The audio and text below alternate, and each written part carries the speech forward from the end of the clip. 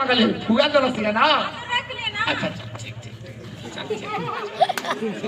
अरे भाई भाषावे पाकिस्तानी न हो, कटुआ देश का न हो।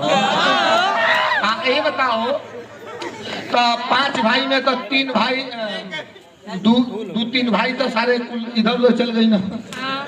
2 भाई यहाँ लोग क्या तो के हो एक पंपे क्या बात है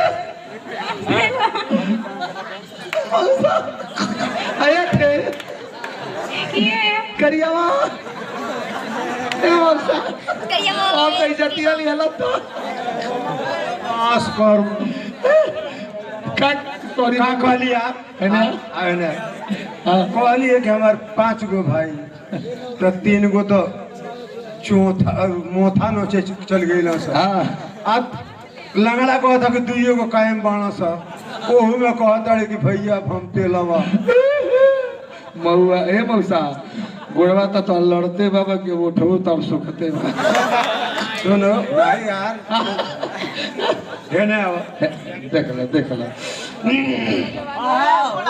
ऐसन बा हां कि ऐसन कुछ जगह सिमरन बोलबो मत करी है। छुआ मत मौसा कोरोना हो जाए। तू छुआ तारे तो तोके ना होई हम अरे तो हम हऊ लगाओ तो नहीं दे सटे तो हम हूं तो फर नहीं लगौले बाबू सटेजाइजर लगाओ हम का लगावते छुआ मत कोरोना हो जाए। मुंहवा सुखता अंदर का खोखी वाले दूर हो के जो मैं कौन मैं खाऊं वो तोर भाईये है हम हूं तोर भाईये। बहुत गलत बात बोल गई है।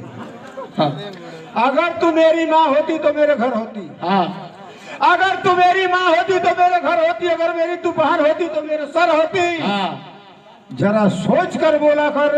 सिमरनी आंखों में जो आंसू है हाँ आंखों में जो आंसू है कौन इसका सानी है। हाँ रुक गया तो मोती है और बह गया तो पानी है। और सिमरन तुम्हारी जवानी भी क्या छुमा जवानी है।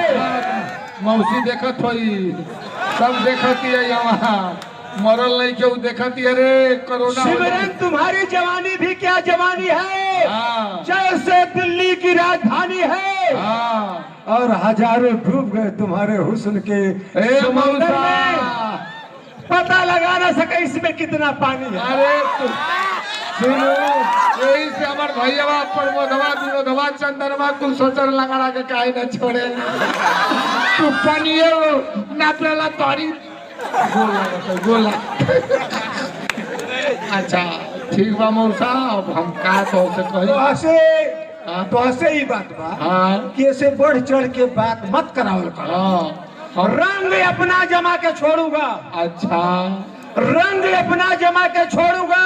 हाँ। और तुमको पागल बना करके छोड़ूंगा। हाँ। अगर इससे उल्टा सीधा बात करवाओगे लगड़ा तो तुम्हारा चुस्ता फुला के छोड़ूंगा। दा ओके का तो लगे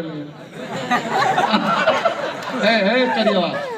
अरे साला तो नहीं एगो तो कहलस या कि ई हमार भैया हुआन ई हमार मौसा हुआन बाकी इनकर सकलिया अगर जवानी में जेबे तो मिलत जुलत बा समझ आ ना कसम से देखा बाकी सरवा तू अरे साले एक काम कर तू